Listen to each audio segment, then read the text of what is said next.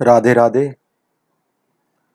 आज हम सखूबाई का चरित्र सुनाने जा रहे हैं।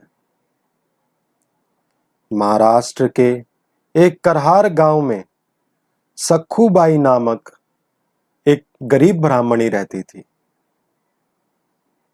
उसका विवाह दुष्ट पापी लोगों के यहाँ हो गया। वो इतने पापी थे कि उसको कुछ भी नहीं समझते थे। एक नौकरानी से भी बदतर उसकी जिंदगी बना रखी थी। सारा दिन काम कराना, सुबह से शाम तक सिर्फ काम ही काम कराते रहना। रात को सोते हुए सास के पैर तब तक दबाते रहना जब तक सास को नींद ना आ जाए। अब दुष्ट लोगों को नींद थोड़ा रात को कम ही आती है। रात को 2-2 बजे तक, 3-3 बजे तक वो उनके पैर ही दबाती रहती थी। ये नियम रोज का था। वो रोज सुबह उठता ही उसको सबसे पहले प्रसाद दिया जाता था गालियों से। फिर उसके थप्पड़ लगाए जाते थे। फिर उसको कहा जाता था कि हमें ये भोजन चाहिए, ये भोजन चाहिए, ये बना लो, ऐसे कर लो, ऐसे कर लो। वो सब खा पी कर कुछ भी खाने को सखूबाई को नहीं देते थे। नाम मात्र के लिए एक सूखी रोटी दिया करते थे। फिर भी वह कभी उनसे नाराज नहीं होती थी, खुश रहती थी। अपने मन में हमेशा विट्ठल विट्ठल विट्ठल बस यही गुनगुनाती रहती थी। बस वो चाहती थी कि एक बार जीते जी मैं पंढरपुर जाऊं। उसी दौरान पंढरपुर का मेला 15 दिन के लिए लगने वाला था। उसको पता लगा कि पंढरपुर बहुत बड़ा मेला लगने वाला है। उसने सोचा, अगर मैं अपने सास ससुर या पति से कहूंगी कि मुझे जाना है तो वो जाने नहीं देंगे। सुबह जब वो जल भरने के लिए कृष्णा नदी के पार गई, तब देखा कि बहुत सारे साधु संत कीर्तन करते हुए पंढरपुर जा रहे हैं। उसने सोचा, आज मौका अच्छा है, आज कोई भी यहां पर नहीं है और पंढरपुर का मुझे रास्ता भी नहीं पता है, तो क्यों ना इन संतों के साथ ही चल पड़ूं। पंढरपुर के दर्शन कर कर फिर लौट आऊंगी। ऐसा सोचकर उसने मटका वहीं पर रख दिया और मंजीरा लेकर गान करती हुई संतों के साथ चल पड़ी। जब वह साधु संतों के साथ दूर निकल गई, तब 2 महिलाएं उसी गांव की वहां पर आई। देखा कि मटका तो पड़ा हुआ है सखूबाई का, पर सखूबाई कहीं नजर नहीं आ रही है। दूर तक उन्होंने निगाह दौड़ाई तो देखा कि सखूबाई मंजीरा बजाते हुए, नाचते गाते ब्राह्मणों के साथ जा रही है। इस पर उनको बहुत गुस्सा आया। कुछ लोग होते हैं जिनको अपने घर की खबर तक नहीं होती, पर भक्तों पर टीवी कैमरा हमेशा लगाए रखते हैं कि इन्होंने क्या खाया है, क्या पिया है। अब उन्होंने सोचा, सखूबाई तो जा रही है, इसके घर पर जाकर जल्दी से बोलते हैं, नहीं तो यह भाग जाएगी। वो भागते भागते सीधा सखूबाई के घर पहुंच गए। बोलते बोलते भाग गई, सखूबाई भाग गई, सखूबाई भाग गई। जब उसके सास ससुर और पति ने पूछा कि कौन भाग गई, कह रहे आपकी बहू सखूबाई भाग गई। साधु संतों की मंडली जा रही थी पंढरपुर, उनके साथ मंजीरा भाग बजाते हुए चली गई। हमने अपनी आंखों से देखा है, दौड़ते हुए आपको बताने के लिए हम आए हैं। यह सुनते ही उसकी सास आग बबूला हो गई और पति क्रोध से भर गया। सास ने कहा अपने बेटे से, बेटा 2-3 डंडे उठा लो और चलो भागते हैं। वो भागते भागते गए। देखा तो सखू बाई अभी गांव को पार ही करने वाली थी कि उतने में उनकी निगाह पड़ गई। भागते हुए उन्होंने पकड़ लिया। सास ने जाते ही उसको बालों से पकड़ लिया और घसीट के उसको मंडली से बाहर निकाल लिया। उसके हाथ पे जो मंजीरे बजा रही थी वो उसके पति ने लिए और ब्राह्मणों की तरफ फेंक दिए। उसको मारते हुए घर पर लेके आए। खूब मारा उसको, खूब मारा। सास ने कहा पंढरपुर का मेला अभी 15 दिन के लिए है, इसको फिर जल भरने के लिए जाएगी तो ये फिर कहीं ना कहीं भाग जाएगी, इसलिए इसको जल भरने नहीं जाने देना है। इसको इतना मारो कि ये चल भी ना पाए। ऐसा ही हुआ। उसके पति ने उसको खूब डंडे मारे, खूब डंडे मारे। उसकी सास ने उसको खूब गालियां दी। उसके ससुर ने भी बहुत थप्पड़ लगाए उसके। वो बेचारी रोती रही, किसी से कुछ नहीं बोली, बस मन में विट्ठल विट्ठल विट्ठल बोलती रही। अब उन्होंने सोचा कि अगर इसको ऐसे ही छोड़ देंगे तो हो सकता है ये भाग जाए फिर से। तो उन्होंने जो घर में एक खंबा था उसके साथ उसको रस्सी से खूब अच्छे से टाइट करके बांध दिया और सास ने आदेश दिया कि इसको खाना पीना पानी कोई एक बूंद तक नहीं देगा। जब तक मेला है तब तक यहीं पर बंधी रहेगी, इसको कुछ नहीं देना है। और ऐसा ही हुआ। उस दिन वह रोती रही, विट्ठल विट्ठल पुकारती रही। अब भगवान से कहां सहन होता। उन्होंने देखा कि मेरा भक्त मुझसे मिलने के लिए आ रहा था, पर दुष्ट पापी लोगों ने उसको बहुत सताया है, बहुत मारा है और उसको बांध दिया है। वो मेरे दर्शन के लिए तड़प रहा है। भगवान वहां से निकलने ही वाले थे ते रुक्मणी जी ने देखा, प्रभु जी आप इतने व्याकुल क्यों हैं। कन्हैया ने कहा कि मेरा एक भक्त है, मुझसे मिलना चाहता है, मेरे दर्शन करना चाहता है, पर कुछ पापियों ने उसको बांध दिया है और उसको खूब मार लगाई है। तो रुक्मणी जी ने कहा आपके लिए कौन सी बड़ी बात है, आप पल भर में वहां पहुंच जाइए, उसके बंधन काट दीजिए और उसको आशीर्वाद दीजिए। उन्होंने कहा नहीं, ये मेरा भक्त मुझसे बहुत प्रेम करता है, मुझसे मिलना चाहता है और इसके लिए मुझे कुछ क्षण के दर्शन के लिए नहीं, कुछ दिन वहां पे मुझे रुकना होगा। रुक्मणी जी ने कहा प्रभु तो जाइए, विलंब ना कीजिए और उनको दर्शन दीजिए। कन्हैया उसी टाइम वहां से अंतर ध्यान होकर सखू बाई का ही वेश बनाकर उसके घर पहुंच गए।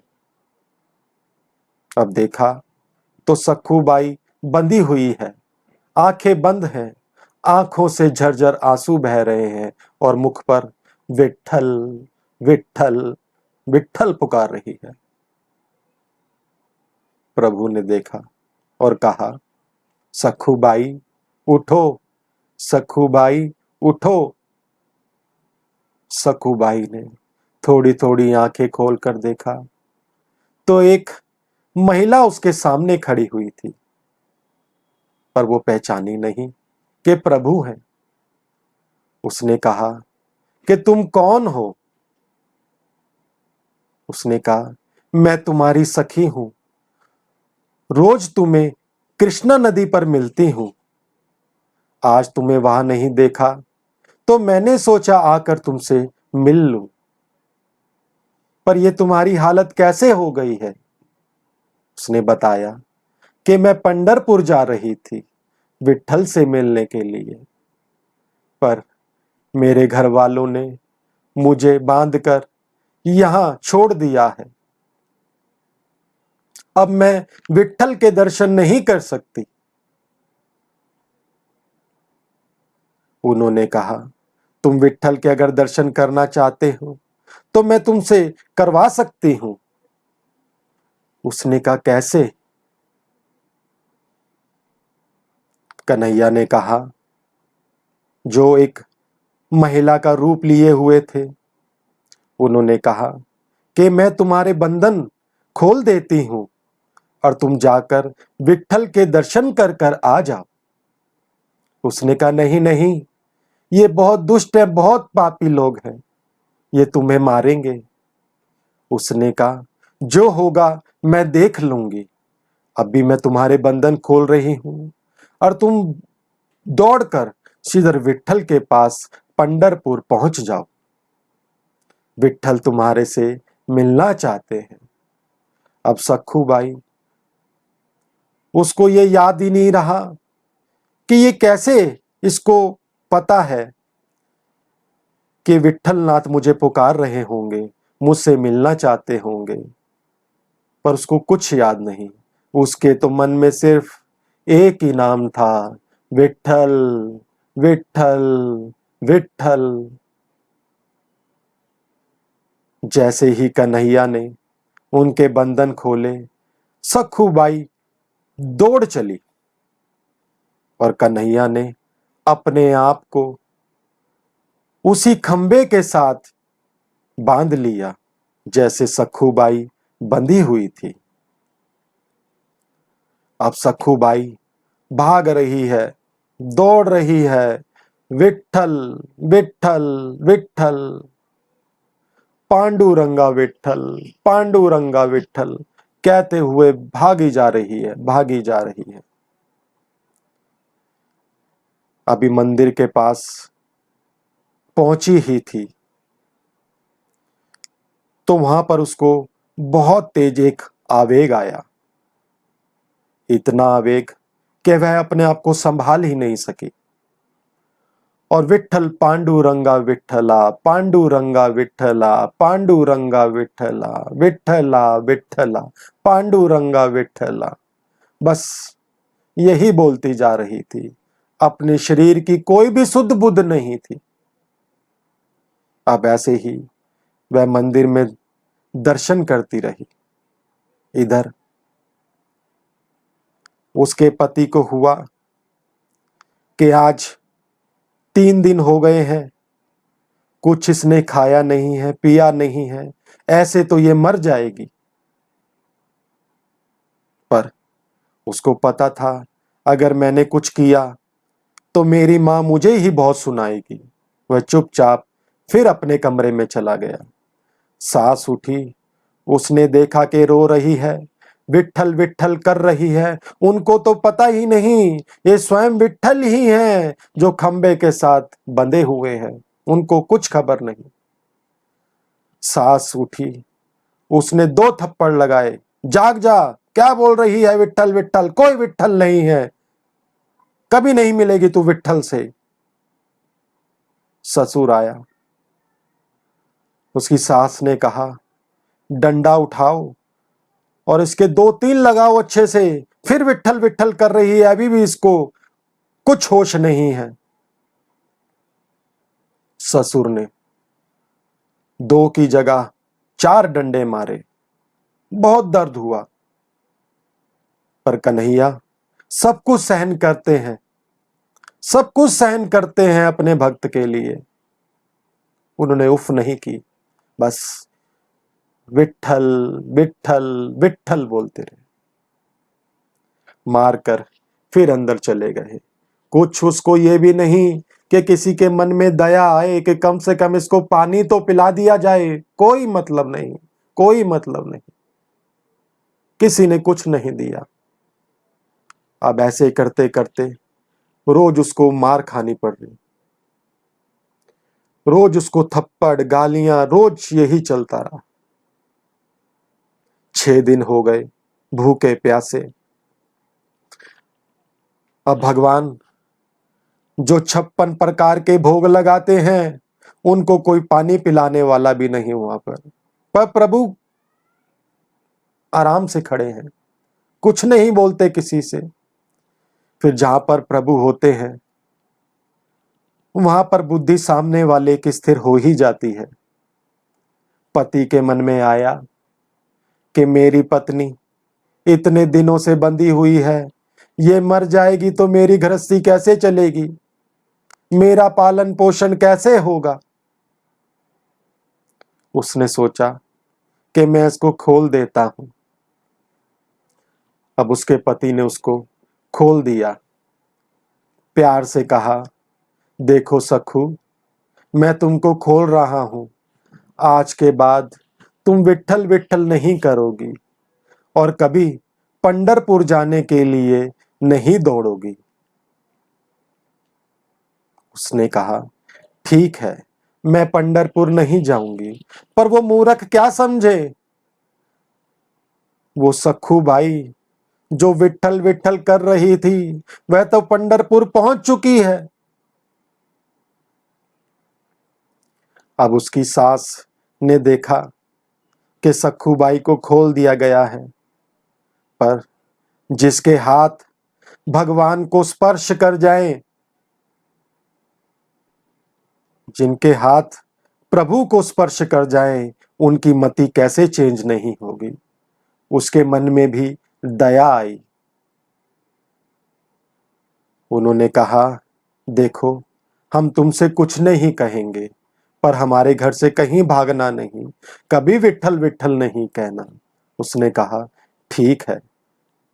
पति ने कहा, बहुत भूख लगी है, बहुत दिन से कुछ अच्छा सा खाया भी नहीं है, एक काम करो, कुछ बना लो। उसने कहा, ठीक है। उसने चूल्हा जलाया, अच्छे जो पकवान बना सकती थी वह बनाए। जैसे ही वह गराई बनकर पकवान उसके मन मुंह के अंदर गए, वैसे ही उनकी मति चेंज हो गई। और हो भी क्यों ना, जब प्रभु के हाथ से बना हुआ खाना कोई खाएगा तो उसकी मति कैसे नहीं चेंज हो जाएगी। ऐसे ही हुआ, उनके मन में प्रेम हो गया। अब उसकी सास कहती है, पहले कभी नहीं बोला बेटा, आज बोलती है, बेटी आज तूने कैसा खाना बनाया है, मेरा मन ही नहीं भरता। मेरा मन करता है आज तुझसे प्यार करूं, तुझसे माफी मांगूं। आज ये मन क्यों करता है, आज तूने कैसा खाना बनाया है। उधर ससुर जो उसको 2 दिन 3 दिन पहले तक खूब डंडे मार रहे थे, वो भी विभोर होने लग गए। आखिर क्यों ना हो, प्रभु के हाथ का बना हुआ खाना जो है। सब बड़े प्यार से सखूबाई सखूबाई करने लगे। पति के मन में भी बड़ा प्रेम उमड़ आया, जैसे नई नई शादी होती है। ऐसे प्रेम से उसके बाल जो आंखों पर आ रहे थे उसको पीछे किया, मुख पर हाथ धरा और ऊपर किया। सूरत देखा कि मेरी पत्नी कितनी सुंदर है, कितनी सुशील है, कितना ख्याल रखती है और कितना अच्छा भोजन बनाती है। उनको क्या खबर, उनको क्या खबर कि कन्हैया विट्ठल स्वयं उनको खाना खिला रहे हैं। अब जिनके मुख में खाना प्रभु खिलाएंगे, जो प्रभु बनाएंगे उनका मन तो ऐसा ही होगा। उनकी आंखों से आंसू बहने लगे, एकदम वृत्ति चेंज हो गई। पापियों से संत जैसा व्यवहार करने लगे और मानो संत ही बन गए। उधर सखू बाई मंदिर में घूमते हुए खूब आवेश में आकर विट्ठल नाथ के सामने दर्शन करने लगी और हाथ उठाकर कहने लगी, पांडुरंगा विट्ठला, अब ये शरीर किसी के लिए कुछ नहीं कर सकता है। अब इस शरीर में जब तक प्राण है तब तक मैं इस आपके धाम को छोड़कर कहीं नहीं जाऊंगी, हमेशा हमेशा आपकी सेवा करूंगी। ऐसे ही खूब आवेश आया, खूब झरझर आंखों से आंसू बहने लगे। जब आवेश आया तो उसने प्राण वहीं पर छोड़ दिए। जब सखूबाई ने प्राण छोड़ दिए तो मंदिर वाले पांडवों ने देखा कि ये तो शरीर छोड़ चुकी है, प्राण निकल चुके हैं। वहां पर जब ये चर्चा होने लगी तो करहार गांव के ही कुछ संत वहां पर आए हुए थे। उन्होंने देखा कि ये तो सखूबाई है। उन्होंने सोचा ये तो बहुत अच्छा है कि भगवान के धाम पे प्राण निकले हैं। इसकी तो जीवन नरक बना हुआ था, आज इसका जीवन सफल हो गया। अब वहां पर एक नियम है कि वहां पर पंढरपुर में अगर किसी का देहांत हो जाता है तो उसको बाहर नहीं लेकर जाते। अब वहां पर और कोई था भी नहीं उसको अग्नि देने के लिए, तो ब्राह्मणों ने निश्चय किया कि इसके शरीर को अग्नि हम देंगे। ऐसा ही हुआ, उसकी शरीर को अग्नि दी गई, शरीर स्वाहा हो गया। अब वहां से कुछ राख या कुछ हड्डियां शेष तो लेके आ नहीं सकते थे, वो तो वहीं पर ही माटी में मिल जाती हैं। अब उन्होंने सोचा, ब्राह्मणों ने, कि इसके घर वालों को पता भी नहीं है, इसने शरीर भी छोड़ दिया है, तो इसके घर पर बताना होगा, संदेशा देना होगा। अब वह भगवान के दर्शन कर करहार गांव में वापस आ गए। आते आते सोच रहे थे कि क्या जवाब देंगे, क्या कहेंगे, कि किसी को बुलाया भी नहीं। ये सारी बातें रुक्मणी जी ऊपर बैठे देख रही हैं। वो घबराने लगी, सोचने लगी कि मेरे नाथ तो वहां हैं, अगर सखूबाई वहां नहीं पहुंची तो मेरे कन्हैया वापस कैसे आएंगे। अब वह रुक्मणी जी झट से उसी शमशान में पहुंच गई, उसी जगह पर पहुंच गई जहां पे सखूबाई की राख थी। उन्होंने जल हाथ में लेकर छींटे लगाए तो स्वयं जैसे सखूबाई पहले थी वैसे ही सखूबाई का दिव्य शरीर फिर से उत्पन्न हो गया। सखूबाई ने देखा कि रुक्मणी जी सामने खड़ी हैं, उनको प्रणाम किया और कहा, आप मुझे देश दर्शन देने के लिए स्वयं पधारी हैं। उन्हें कहा कि मैं तो अभी आई हूं, पर मेरे प्रीतम विट्ठल वो तो तुम्हारे घर पर ही है। अगर तुम यहां पर रह जाओगी तो वो कैसे आएंगे, वो तो कभी भी नहीं आ पाएंगे। तो तुम एक काम करो, जो तुम्हारी प्रतिज्ञा थी, जो तुमने सोचा था कि मैं विट्ठल नाथ का दर्शन कर यहीं पर अपना शरीर छोड़ूंगी, वह सब पूरा हो चुका है। तुमने दर्शन किए, शरीर भी छोड़ दिया। अब यह जो शरीर है ये दिव्य शरीर है। अब तुम जाओ जल्दी से घर जाओ और वहां पर मेरे विट्ठल को जल्दी से मेरे पास भेजो। अब अब तो खूब मस्ती थी, खूब गान करती ही पांडुरंगा विठ्ठला विठ्ठला विठ्ठला बोलते हुए, गुनगुनाते हुए, नाचते हुए वह वापसे आने लगी। प्रभु को पता लग चुका था कि सखूबाई आ रही है, और उनको यह भी पता था कि वो पंडित जिन्होंने अग्नि दी थी वो भी आने वाले हैं। उन्होंने मटका उठाया, अपनी सास से कहा, मैया मैं नदी पर जा रही हूं, जल खत्म हो चुका है, भरकर लाती हूं। सास बहुत प्रसन्न थी, कहा बेटा जल्दी आना। अब वो बात नहीं थी, अब तो प्रेम ही प्रेम था, प्रेम ही प्रेम था। अब कन्हैया जल्दी से वहां मटका लेकर पंडित के आने से पहले पहले नदी पर पहुंच गए। उधर सखूबाई नदी की तरफ ही, कृष्णा तीर की बढ़ रही थी। उधर पंडित जी जैसे ही घर पर पहुंचे और घर के अंदर गए तो कहा, तुम्हारी सखूबाई अब नहीं रही है। वो एकदम चौंक गए, क्या हुआ, क्या हुआ सखूबाई को, क्या हुआ? उन्होंने कहा, वह पंढरपुर गई थी, वहां ऐसा आवेश आया, उसने अपना शरीर छोड़ दिया, फिर मैंने उसका अंतिम क्रिया की है, और वह कुछ ला तो सकते नहीं है, वो सब कुछ वहां पर सम्मिलित हो गया है। अब तुम एक काम करना, कोई भंडारा कराना हो, कुछ उसके नाम का निकालना हो तो वो कर लेना, बाकी तो सारा काम हो चुका है।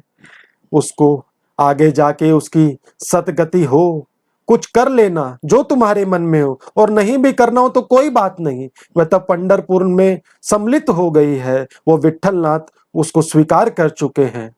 बाकी फिर भी मेरा बताना फर्ज था कि तुम्हारी सखू भाई अब इस दुनिया में नहीं है। पति ने सुना तो चौंक गया, बोला, ये क्या कह रहे हो तुम? सखू तो अभी घर पर ही है। उसने कहा, मां सखूबाई को बुलाओ। उसने कहा, बेटा अभी अभी तो सखूबाई कृष्णा नदी पर गई है, जल खत्म हो गया है, घर पर जल लेने गई है।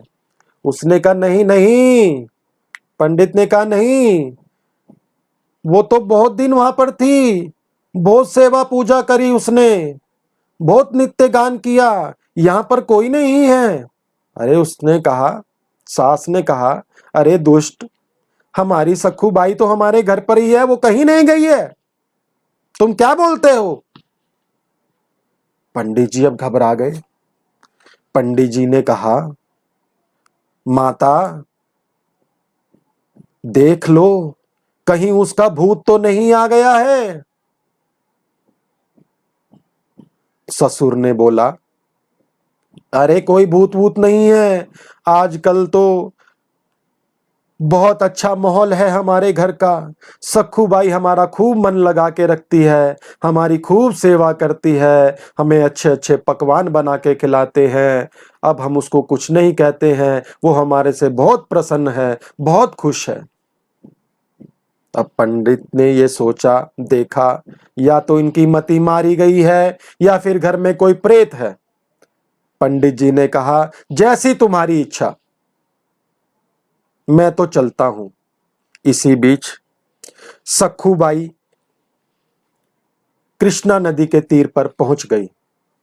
कन्हैया जल भरकर खड़े हुए हैं, मटकी साइड में दबा रखी है हाथ से, और इंतजार कर रहे हैं।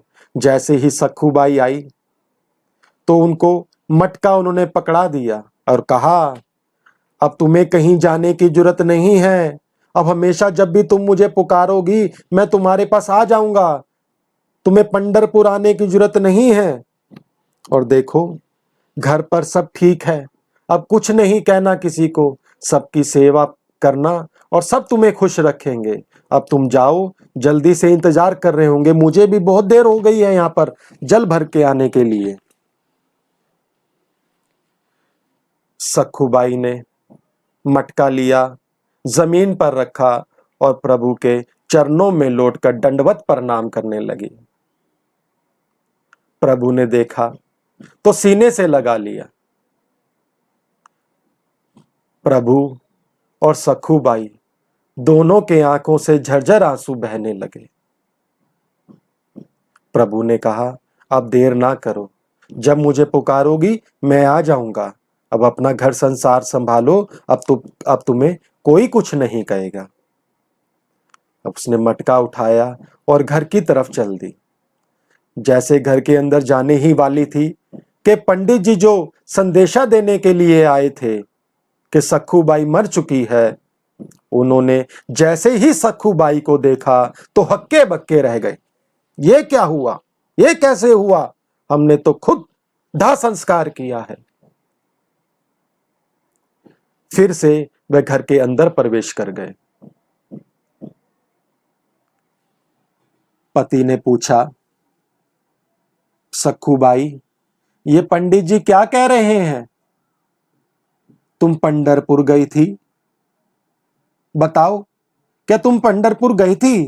क्या तुम्हारा वहां पर शरीर समाप्त हो गया? ये कहते हैं कि तुम्हारे शरीर का अंतिम क्रिया इन्होंने की है, क्या यह सच है? अब उन्होंने देखा, सखुबाई ने, कि अब झूठ तो बोलना नहीं है। उन्होंने कहा, यह बात सत्य है, मैं पंढरपुर गई थी। सास ने कहा, पर हमने तो तुम्हें यहां पर बांध रखा था, फिर तुम कैसे चली गई? उन्होंने कहा, एक सखी आई थी, वो कृष्णा नदी पर मुझे रोज देखती थी। 2 दिन नहीं देखा था तो मुझसे मिलने के लिए आई थी, तो वह स्वयं बंध गई और मुझे आजाद कर दिया और कहा, पंढरपुर जाओ, वहां विट्ठल तुम्हारा इंतजार कर रहे हैं। मैं वहां पर चली गई। वहां पर मैंने ये प्रण लिया कि जीते जी इस शरीर से अब करहार गांव नहीं जाऊंगी, इस शरीर से किसी की और सेवा नहीं करूंगी, जब तक यह शरीर है पंढरपुर में ही रहूंगी। और आवेश में आकर मेरे प्राण निकल गए। फिर रुक्मिणी जी आई, फिर उन्होंने मुझे दिव्य शरीर दिया, मुझे जगाया और कहा, वो जो सखी है वो कोई और नहीं है, तेरे विट्ठल ही वहां पर बंधे हुए हैं, जा। अब सास ससुर बेटे के हक्के बक्के रह गए। तेरे जाने के बाद तो हमने खूब पिटाई लगवाई थी, खूब मारा था, खूब गालियां दी थी। ये हमने क्या किया? हमने पहचाना ही नहीं कि हमारे घर पे प्रभु विराजमान है। हमने क्या अनर्थ कर दिया। सखुबाई ने कहा, कोई बात नहीं, अब उन्होंने कहा है कि सब कुछ ठीक हो चुका है, अब तुम नित्य विट्ठल विट्ठल गाया करो। उन्होंने कहा कि तुम तो विट्ठल विट्ठल गा लोगी, पर हमने जो इतने अपराध किए हैं, प्रभु के ऊपर हाथ छोड़ा है, डंडों से मारा है, गालियां दी हैं, हमारा क्या होगा? हमारे लिए भी कुछ बताओ। पैरों में लेट गए, सब दंडवत करने लगे, हमसे गलती हो गई सखू, हमसे गलती हो गई, हमसे गलती हो गई, हमें क्षमा करो, हमें क्षमा करो, हमें भी कुछ ऐसा करो कि हमारा भी उद्धार हो जाए। सखुबाई ने सबको सीने से लगाया, सबको भगवत ज्ञान दिया और सबको बताया कि विट्ठल विट्ठल पुकारो, विट्ठल स्वयं आ जाएंगे, विट्ठल क्षमा कर देंगे, विट्ठल क्षमा कर देंगे। ऐसे ही ये सखुबाई भगवान के प्रेम में ऐसी मगन रही कि दूसरों को भी मगन कर दिया। हमेशा प्रभु का नाम लेते रहें, प्रभु का नाम लेते रहें, राधे श्याम पुकारते रहें, हमेशा राधे श्याम पुकारते रहे। वो श्यामा श्याम स्वयं रूप बना के, कोई भी रूप बनाकर तुम्हारे पास पहुंच जाएंगे। यहीं पर सखुबाई चरित्र समाप्त होता है। राधे राधे।